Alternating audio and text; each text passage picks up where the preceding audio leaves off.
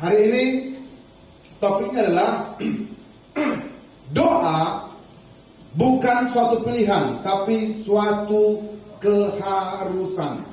Kebanyakan orang banyak berdoa, tapi tidak tahu bagaimana cara berdoa. Kebanyakan orang berdoa, namun belum dijawab doanya. Kebanyakan orang berdoa, namun nggak tahu susunannya. Kebanyakan orang berdoa, saya pikir dan mereka pikir itu adalah kegiatan rohania.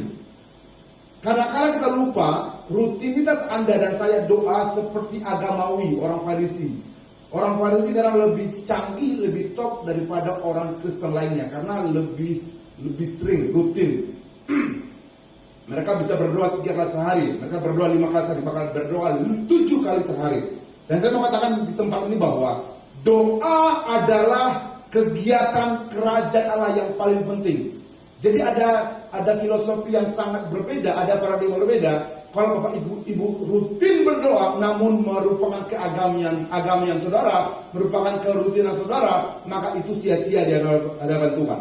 Nah, hari ini kita akan belajar doa bukanlah suatu pilihan, tapi suatu keharusan.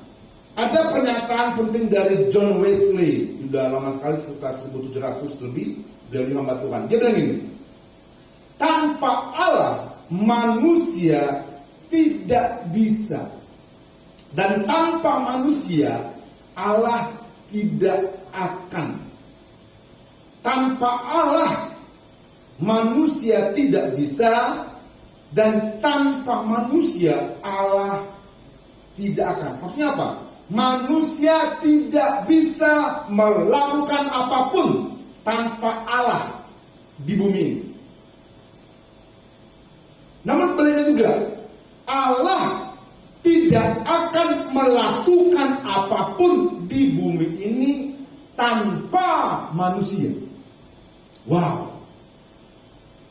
Sekalipun kita percaya Allah itu supranatural, sangat-sangat besar dan maha besar, tapi Allah tidak akan melakukan apapun di bumi ini tanpa manusia. Prinsipnya adalah ada kerjasama, ada kolaborasi antara surga dan bumi. Jadi apa yang terjadi di bumi tergantung dari Anda. Halo? Apa yang terjadi di dunia ini itu tergantung dengan Anda. Ini adalah suatu kebenaran. Seorang doktor, Mas Monroe, bilang gini, doa adalah izin dari bumi untuk campur tangan surga.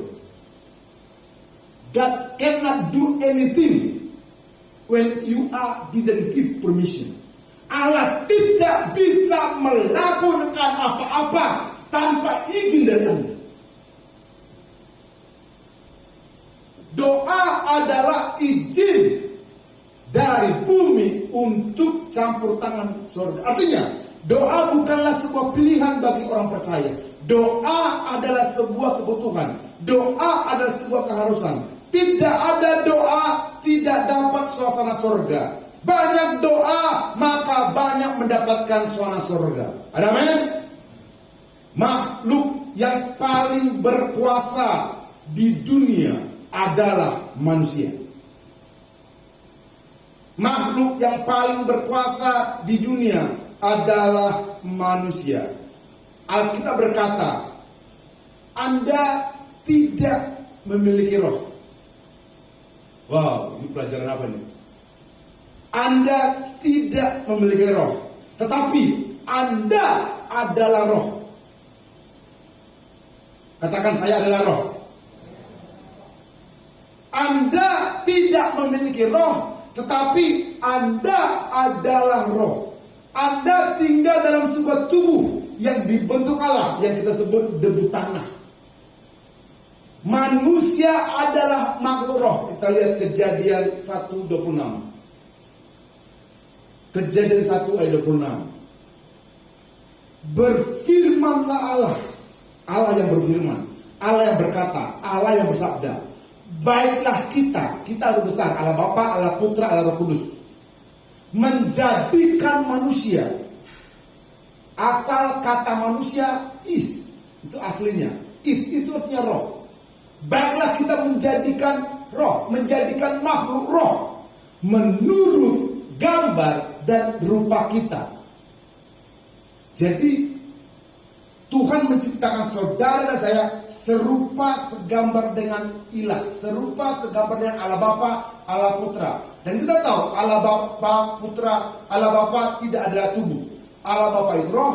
Baiklah kita menjadikan makhluk roh menurut gambar dan rupa kita, supaya mereka berkuasa di bumi. Jadi manusia adalah makhluk roh yang ada di tubuh ini. Kita mesti konsep ini tahu. Sehingga kalau kita mengerti konsep ini, nanti doanya berbeda. Jadi yang paling berkuasa di bumi ini adalah roh yang tinggal dalam tubuh kita ini. Roh apapun yang tidak mempunyai tubuh adalah ilegal. Roh apapun yang tidak mempunyai tubuh adalah ilegal. Bapak Ibu ingat kejadian ketika ular berbicara kepada Hawa. Itu tubuhnya ular. Itu legal. Tuhan ciptakan ular. Tapi kenapa ular bisa bicara? Setan masuk ke ular. Setan gak punya tubuh. Setan gak punya tubuh. Setan masuk dan ular mengizinkan setan masuk ke tubuh ular. Ini ilegal. Sehingga sesuatu yang ilegal ada dampaknya. Dulu ular itu punya kaki. Tapi karena tubuh ular dikasih izin sama tubuhnya kepada setan, Tuhan berkata ular, karena kau ilegal, karena kau mengizinkan ilegal masuk dalam tubuhmu, karena kau izinkan roh setan masuk dalam tubuhmu, maka mulai hari ini engkau tidak punya kaki. Artinya gini, setan boleh mungkin membujuk Anda. Hei, aku ingin masuk tubuhmu. Kalau engkau mengizinkan setan, itu kan roh yang tidak punya tubuh, ingin meminjam tubuhmu, maka ada dampaknya. Itu ilegal. Roh tidak pernah mati. Yang mati itu tubuh. Makanya Alkitab ini luar biasa. Ketika ada yang duka cita, Tuhan bilang, jangan berduka cita. Kenapa? Roh gak pernah mati. Yang mati itu adalah tubuh. Roh kita kembali ke Bapa. Allah berkata, biarkan mereka berkuasa atas bumi. Allah gak bilang gini, biarkan kita berkuasa. Kita coba perlahan-lahan. Berfirmanlah Allah, baiklah kita menjadikan manusia menurut gambar dan rupa kita. Supaya, ini adalah tulisan mereka ini manusia. Tidak dikatakan seperti ini, supaya kita berkuasa. Tidak ditulis, supaya Allah Bapa, Allah Putra, Allah Roh berkuasa. Tidak. Ini adalah firman. Ini adalah aturan. Ini adalah hukum. Setiap hukum itu tidak bisa dibatalkan. Setiap firman itu tidak bisa dibatalkan. Sekali lagi saya baca. Berfirmanlah Allah. Ketika Allah berfirman, itu jadi hukum. Dan tidak bisa digagalkan. Dan Tuhan pun tidak bisa melanggar firman-Nya. Even dia yang buat. Berfirman Allah, baiklah kita orang besar menjadikan manusia, saudara saya, menurut gambar dan rupa kita, supaya mereka berkuasa. Ketika Allah berfirman, setiap firman yang diucapkan menjadi hukum, dan Allah tidak akan pernah melanggar hukumnya. Jadi Allah membutuhkan manusia agar dia bisa campur tangan di bumi ini. Oleh karena itu, tidak ada apapun di bumi yang bisa terjadi tanpa kerjasama dari manusia. Itulah betapa berkuasanya diri saudara. Allah sendiri tidak bisa campur tangan di bumi ini tanpa izin dari Anda yang Dia berikan kepada Anda. Bapak Ibu yang dikasihi Tuhan, Anda sudah lama berdoa dan belum dijawab. Anda sudah memperkatakan firman, mungkin belum digenapi. Kenapa? Masih menunggu Tuhan. Padahal Tuhan bilang supaya mereka berkuasa. Banyak orang berdoa, dia nantikan Tuhan melakukan sesuatu. Tuhan, do something. Tuhan, do something. Dia tunggu di sini berhari-hari, berminggu-minggu, berbulan-bulan. Nothing happens. Alkitab berkata supaya Anda berkuasa, berarti Anda yang berkuasa, bukan Tuhan lagi. Seringkali kita berdoa 21 hari, 31 hari, 361 hari, berhari-hari, nothing happens. Anda ingat cerita wanita pendarahan 12 tahun? Bayangkan 12 tahun dia berdoa minta berhenti pendarahan. 12 tahun dia pergi ke apotek, klinik, dokter kecil, dokter besar, rumah sakit kecil besar.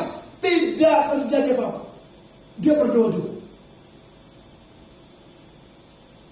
Sampai dia mengerti kuasa itu ada pada dia. Pak, Bu, jangan Anda tidak dijawab Tuhan karena masih menunggu Tuhan. Wanita ini sudah bongkar, dia tak mau tunggu lagi. Dia beranjak dari kamarnya. Dia katakan pada dirinya, asal ku jamah saja dibayar sembuh. Dia action, Pak. Jangan tunggu kaya, Anda tak kaya. Berikan kekayaan. You must action. You must make product and jual. Baru kaya. Buka warung baru ada duit. Yes, itulah dunia. Wanita ini berkata, asal ku jamah saja jubahnya, aku sembuh. Dia melangkah, ternyata kuasa itu ada pada dia. Baru ketika ada Yesus, dia jamah jubahnya, kita tahu. Wanita pendarahan 12 tahun disembuhkan Tuhan. Coba sebaliknya, dia berdoa 13 tahun, 14 tahun tidak bertindak.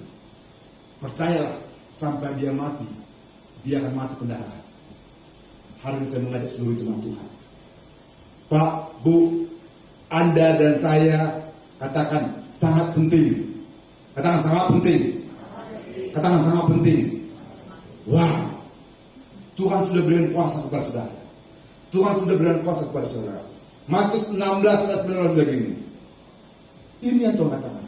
Kepadamu, orang kecil. Dengarkan di jemaat Tuhan. Kepadamu, bukan kepada Tuhan Yesus lagi. Tuhan sudah bilang finish, selesai. Selesai itu tidak ada koma, tidak ada lagi spasi lagi. Kepadamu akan kuberikan kunci kerajaan surga. Apa itu? Apa yang kau ikat di bumi, apa akan terikat di surga. Apa lagi? Dan apa yang kau lepaskan di bumi, terlepas di surga. Itu orang kecil, kau itu manusia. Bapak Ibu yang saya cintai dan begitu, saya berdoa ketika Anda berdoa, Anda ngerti bahwa kunci kerajaan Allah ada di lidah saudara. Ada amin? Ada amin? Mari berdoalah karena Anda roh. Mari berdoa karena izin Anda yang buat. God cannot do anything after you give permission. Anda tidak akan dapat sesuatu sampai Anda memberikan izin kepada Tuhan. Tuhan tidak bisa bertindak sampai Anda berdoa. Tuhan tidak bisa melakukan apapun sampai Anda berkata, Tuhan, mari bergeraklah dalam hidupku. Tuhan, mari beracaralah dalam hidupku. Maka terjadi kolaborasi surga dan bumi. Apa yang kau ikat di bumi, apa yang kau ikat di dunia ini akan terikat di surga. Apa yang kau lepaskan di dunia ini akan terlepas surga. Amin. Kita berikan tepuk tangan Tuhan. Haleluya. Doa saya hari ini kuncinya di lidah saudara. Amin. Kalau lagi diberkati, start from your mouth. Don't shut up. Jangan diam. Kalau ingin disembuhkan, mulai dari lidah. Apa yang kau ikat di dunia ini akan terikat di surga. Apa yang kau lepaskan di dunia akan terlepas di surga.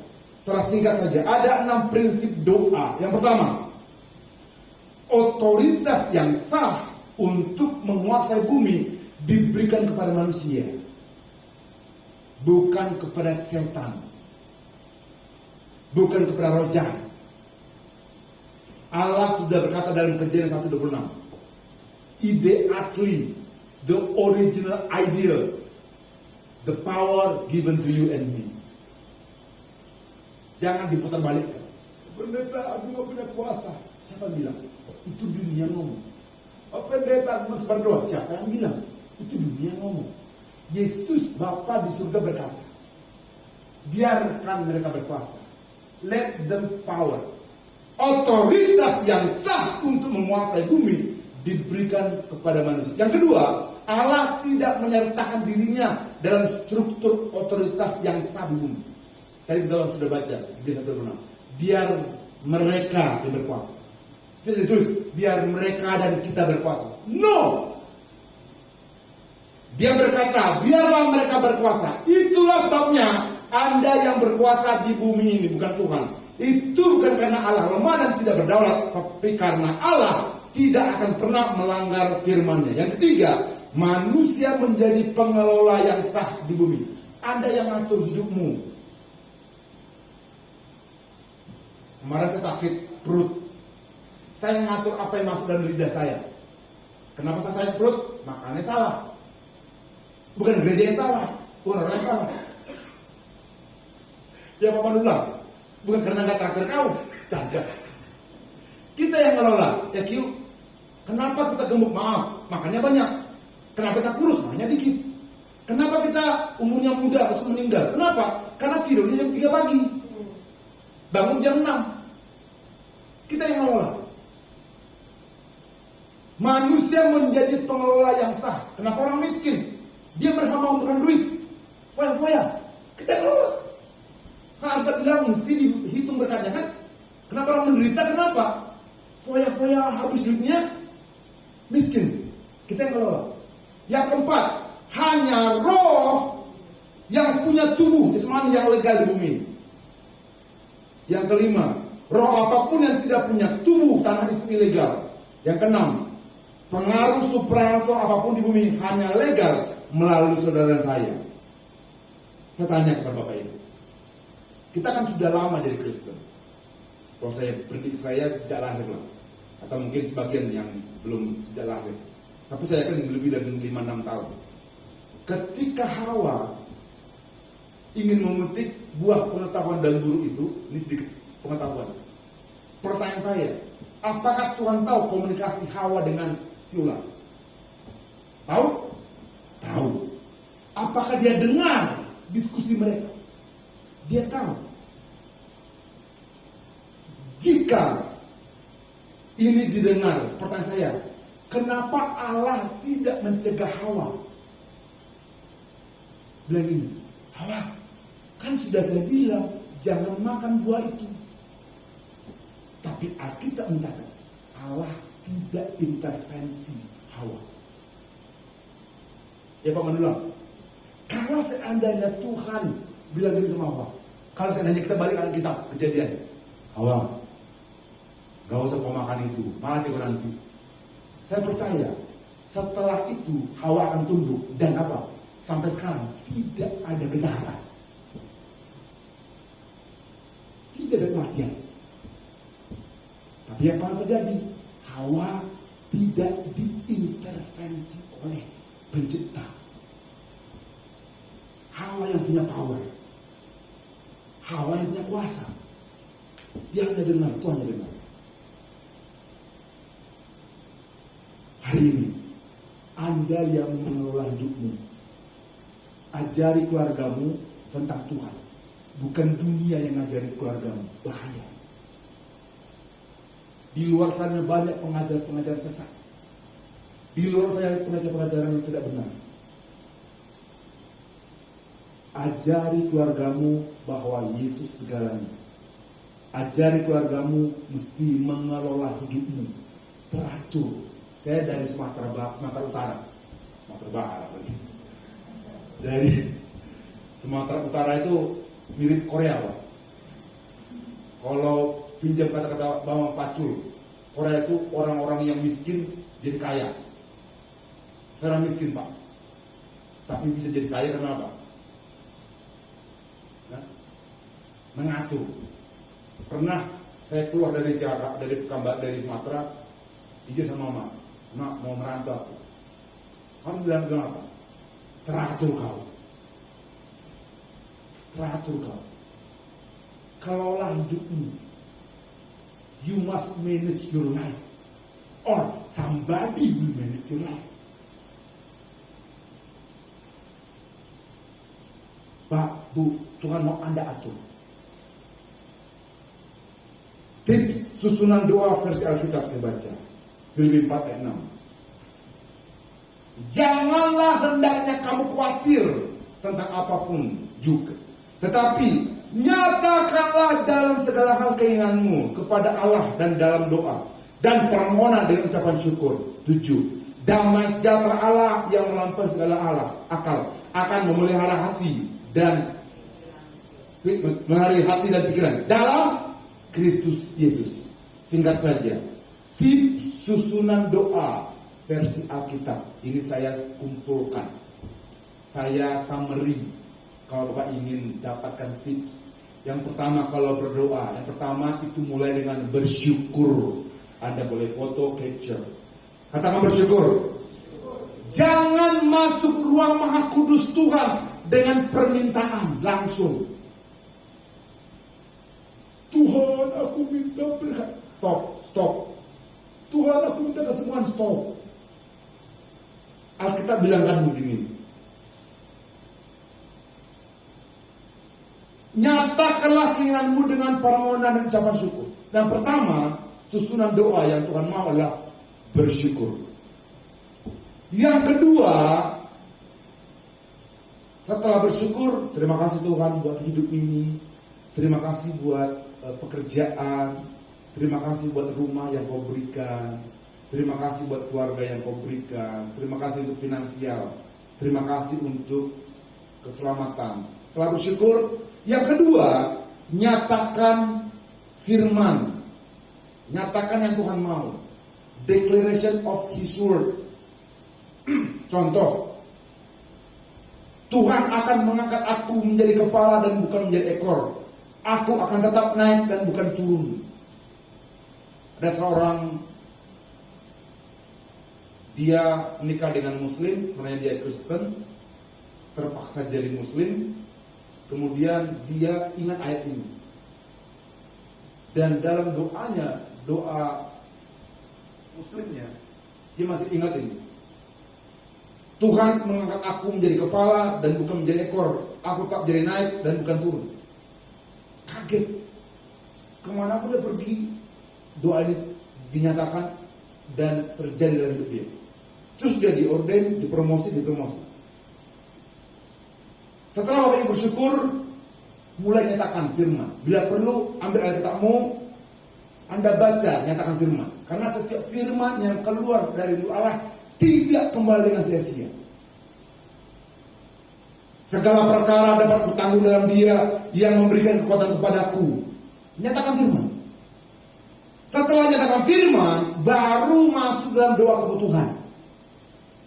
Expression of promise. Janji Tuhan apa yang Anda ingin terima. Finansial. Tuhan, aku memerlukan finansial. Itu doa kebutuhan. Tuhan, aku memerlukan peningkatan. Tuhan, aku memerlukan promosi. Tuhan, aku berdoa untuk setiap proyek-proyek yang aku sedang jalani. Aku berdoa untuk customer saya, berikan PO. Itu doa kebutuhan. Setelah Anda meminta, setelah Anda memohon, yang keempat, nah ini orang lupa, diam dan renungkan kebaikan Tuhan. Artinya gini, ketika Anda terima dan berdoa untuk promotion, Anda berdiam, namun renungkan Tuhan pasti memberikan promotion kepada Anda. Renungkan kebaikan Tuhan. Tuhan, aku percaya promosi itu datang. Anda diam dan izinkan pola pikir Anda, iman Anda bergerak dan percaya doa-doa Anda, permintaan Anda itu sudah dijawab oleh Tuhan. Bagian Anda merenungkannya, bagian Anda meyakinkannya, bagian Anda mengamenkannya. Itu namanya diam. Itu namanya meditation. Seorang pendeta dari Korea sangat miskin pernah bersaksi. Dia ingin punya rumah, dia berikan rumah atau memberikan rumah pada dia. Tapi dia komplain ke Tuhan. Tuhan, kau berikan rumah, tapi tidak ada meja, tidak ada kursi, tidak ada sofa. Tuhan ngomong sama dia, hei, bukankah aku bilang kepadamu, jangan khawatir, apa yang kau makan, apa yang minum, apa yang kamu rasakan, bersyukur saja. Kemudian dia bersyukur. Apa dia bersyukur? Dia bersyukur dia sudah punya kursi, sudah punya sofa, sudah punya meja. Ketika dia berdoa, pola pikirnya sudah dia kunci, dia sudah terima. Terima kasih Tuhan. Terima kasih Tuhan. Dan dia punya pola pikiran, semua rumahnya sudah lengkap dengan berkakas. Tepat 9 bulan kemudian, somebody call, somebody telepon, dan antar tuh barang-barang. Pendetanya adalah pendeta Yonggi Cho, pendeta besar di Korea Selatan. Jadi ketika Anda berdoa, jangan langsung amin. Berdiam diri dulu. Izinkan Anda mengarami ibarat ayam. Izinkan Anda mengandung seperti ibu. Izinkan Anda cultivate, memelihara sampai indah pada waktunya. Nah, hari ini saya mengajak saudara, ketika Anda bermeditasi dan merenungkan, niscaya kau terima. Terakhir, Anda bahasa roh. Saya bisa doa panjang bukan karena bahasa Indonesia, bukan karena bahasa roh. Baru amin. Yang ngerti kata amin? Kita berikan tepuk tangan Tuhan Yesus. Haleluya! Yang pertama bersyukur. Doanya bersyukur. Terima kasih Tuhan. Yang kedua, nyatakan firman. Segala perkara dapat tahu dalam dia yang berkekuatan kepadaku. Yang ketiga, baru minta sesuatu. Apa yang kau mau. Yang keempat, Anda meditasi. Anda merenungkan apa jawaban Tuhan. Anda imani. Anda yakini. Anda sudah terima. Yang kelima, Anda bahasa roh. Baru amin. Lukas 18. Kita baca. Lukas 18. Ayat 1 sampai 8. Perumpamaan tentang hakim yang tak sabar. Ayat 1. Yesus mengatakan suatu perumpamaan kepada mereka untuk menegaskan bahwa mereka harus selalu berdoa dengan tidak jemu-jemu. Katanya, dalam sebuah kota ada seorang hakim yang tidak takut akan Allah dan tidak menghormati seorang pun. Dan di kota itu ada seorang janda yang selalu datang kepada hakim itu dan berkata, belalah aku terhadap lawanku. Pemusik boleh maju ke depan. Beberapa waktu lamanya hakim itu menolak.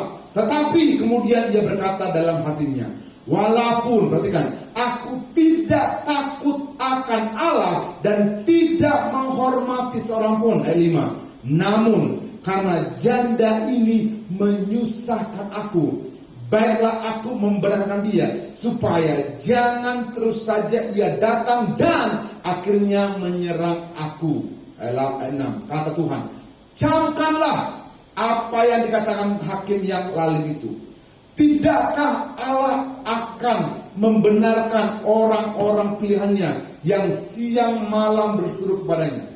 Dan adakah ia mengulur-ulur waktu sebelum menolong mereka? 8. Aku berkata padamu, ia akan segera membenarkan mereka. Akan tapi jika anak manusia itu datang, adakah ia mendapati iman di bumi? Kesimpulan, seorang janda mengalami kasus.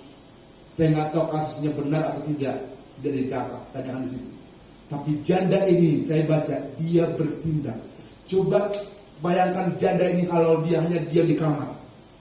Pasti ada keputusan Pak Vincent ya. Pasti keputusan mungkin berapa tahun masuk penjara, berapa tahun dia masuk, nggak tahu di sel. Tapi janda ini perumpamaan. Tuhan tahu Anda punya masalah. Tuhan tahu Anda mungkin pendarahan 12 tahun. Tapi Tuhan tidak serta-merta dia langsung ke rumahmu. Ada sakit, disembuhkan. Tidak.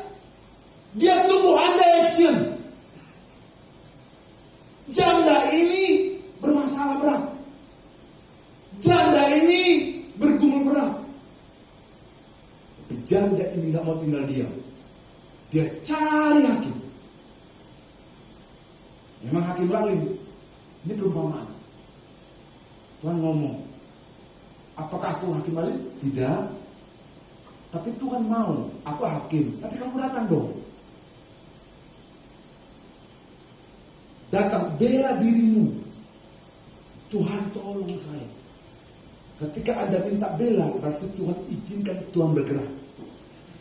Tuhan tidak bisa memberikan sesuatu kepada Anda sampai saudara berkata di mulut. Amin? Itu mau, itu yang Tuhan mau, itu doa. Itulah definisi doa. Makanya doa itu adalah nafas. Kita berikan tepuk tangan Tuhan Yesus. Siang hari ini saya mengajak Bapak Ibu untuk berdoalah selalu. Doa bukan satu pilihan, tapi doa adalah keharusan. Kalau Anda ingin hidupmu dapat intervensi dari surga, Tuhan menunggu izin dari saudara. Izinnya adalah doa melalui lidahmu. Mereka berdiri. Aku hendak bersyukur